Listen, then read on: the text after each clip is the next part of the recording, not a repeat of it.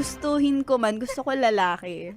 Lalaki. Extra yung lalaki. Lalaki Diba, yung dalawa dadagdag. kami. Oo. Ay, okay, Tapos okay, sa okay. dalawa, tapos may isa pang lalaki. Pag sinabi ng asawa mo na, uy, gawin naman nating tatlo. Magdagdag pa tayo. Papayag ka ba? Kung sakaling tatlo, ang gulo. Though curious ako. Tatlo. Gusto ko matry na tatlo kami. Pero kasi, parang pag iniisip ko, ang gulo, parang hindi ko na kaya. Tsaka ano talaga yun, hindi mo alam kung saan pipwesto. Diba kasi tatlo na kayo eh. Sa akin minsan iniisip ko, kung dalawa yung babae, tapos may isang lalaki, oh, okay lang. Kung gustuhin ko man, gusto ko lalaki. Lalaki. Extra yung lalaki. Lalaki Diba, yung dalawa dadagdag. kami. Oo. Kung dadagdag, gusto ko lalaki din. Lalaki, dalawa.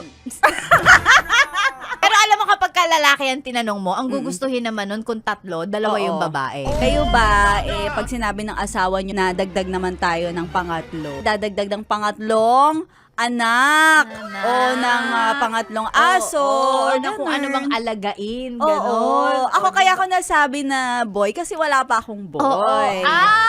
Okay. Yun pala yun.